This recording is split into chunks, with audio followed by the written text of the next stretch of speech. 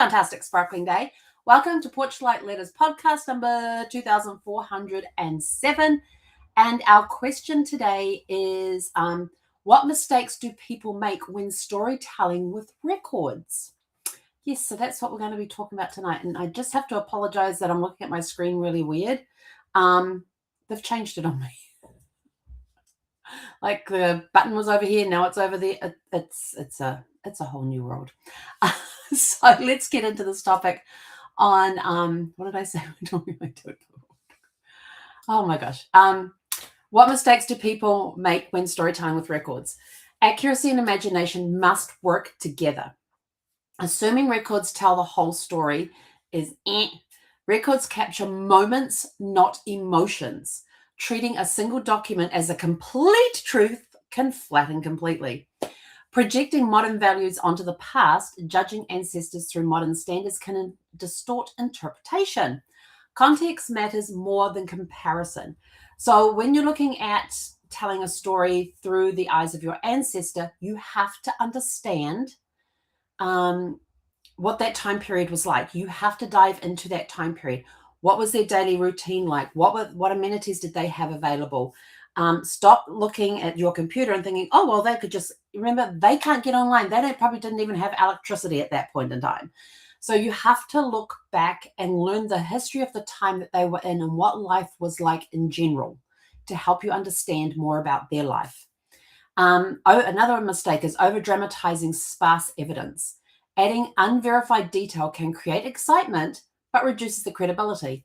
Integrity strengthens storytelling. So keep true to what you are. Keep the facts the facts.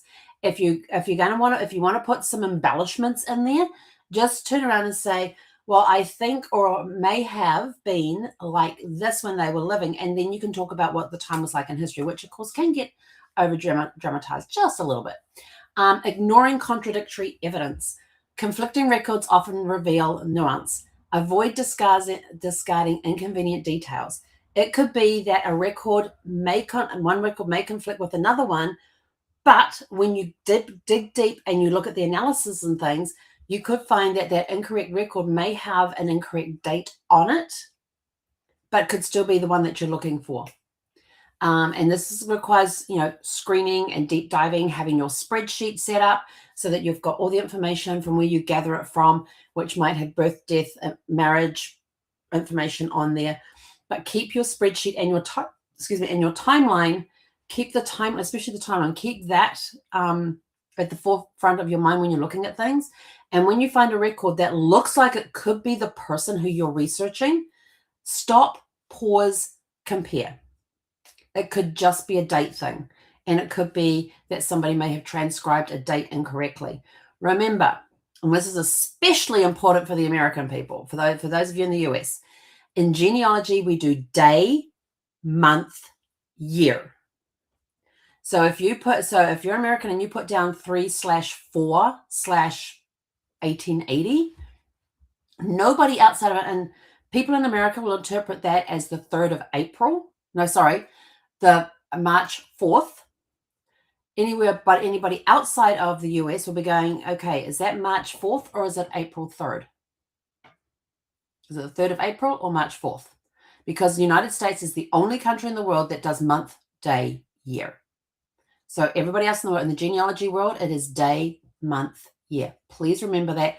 Please do not put a date / with the slashes and they're just the numbers, especially if they're less than 12, if they're 12 or less. Please write out the month name. If you want to put in month, day, put March 4th, 1880.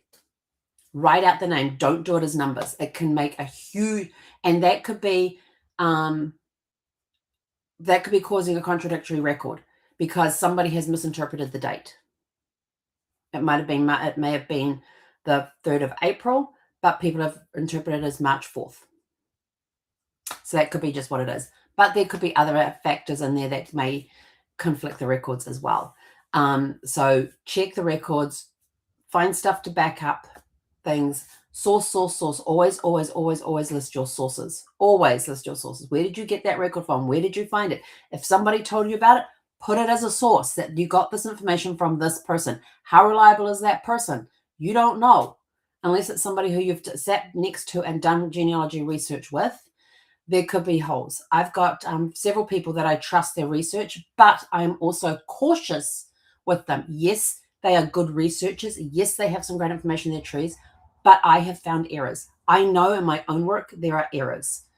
So, and I know, and I know that there's a big error in there because I unknowingly imported somebody else's tree into my thing, going, yes, they all match, yes, and I hit the button to accept the details. But what happened? It wasn't just the parents that came through. All of their 12 children on this list, I only had records of 8 and had document to back up that they only had 8, including any stillborns or miscarriages, that sort of stuff as well.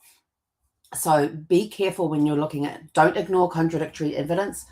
Have a look at it, because it may be that it is relevant to your ancestor. It could be it's not, but you've got to look at it. The other big mistake that people make is forgetting to cite sources. Good storytelling requires traceability. So if somebody was to look at your tree and go, oh, that's a very interesting fact, where did it come from? And if they click on the source button, is it going to show them a source, or is it going to show them nothing? Now they can't rely on that information because they don't know where it come from, and they themselves cannot prove that information to be true. So you must source. I know sourcing is a huge issue. I know that because I hate doing it, but I know I have to do it. And even if I'm writing out notes, I'm writing out the source information as well. Documentation protects future research. So if somebody comes to your tree a couple of generations from now and looks at your tree and you've got this fabulous information, oh, I didn't know that happened. Where did they find that? Click on the source information. There's nothing there. They cannot find that source. So therefore, they cannot verify that information. So they can't put it in their tree because they don't know if it's true or not. They can't track it. And why this matters is because mistakes in storytelling can unintentionally distort legacy. So if you're going to put something in your tree, make sure you have a source in there. Even if it's like Auntie Bertha told me this information. So we kind of think it's true, but we're not 100% sure. We haven't been, and put in the notes, we haven't been able to prove this. So when you're citing your sources, put in there that Aunt Bertha told you this information, not this date when you're interviewing her. We have yet to be able to verify this information. And I have seen so many trees that I've come across where people have notes in there and go, yep, this is the person that fits in our tree. This is why. And they've got all the sources and everything else. We could not verify the information for this fact that's in the thing. We're still looking for it, have been unable to verify it. So balance empathy with evidence. That's your practical takeaway. If you want help reviewing your family stories, send us a private message. Let's set up a 30-minute discovery call to go over what you already had and give you some hints and tips to get you started. And with that, truth builds stronger stories than embellishment. And I will tell you this, I have a cousin, a 7th cousin, who is an awesome storyteller. He found this picture of some ancestor of his and made up this, and I use words made up. He wrote this beautiful story about this person. I thought it was great storytelling and all that. I complimented him on it. He says, I made everything up. I'm like, that is brilliant. He had written in such a way that you would have believed every single word. And it turns out that when he gets bored, he goes through some of the old family photographs, finds one of interest. And this one was a guy standing there with this hat on that had all these feathers and flowers coming out of the top of it. And he wrote about this eccentric great uncle of his. And I thought it was a brilliant piece of writing. And when he said he'd made up the story, I just cracked up laughing. And it just gave me an insight that there are people out there like me who love to tell stories, who can take a photograph and make up a story about it. My parents the other day sent me a picture of this tree that's down across the creek behind their house. And the way it was just there and the way the leaves were falling and everything else, it almost looked like a curtain into another world. So I have saved that picture because it's already sparked my imagination as to where that story could go. But if you see stories of ancestors, if you see photographs of ancestors, who were they? Find out their actual story before you go and make one up about them. But anyway, we are out of here. Go out, have a super fantastic, sparkling evening, and we'll catch you guys back here tomorrow evening at 6 p.m. Pacific.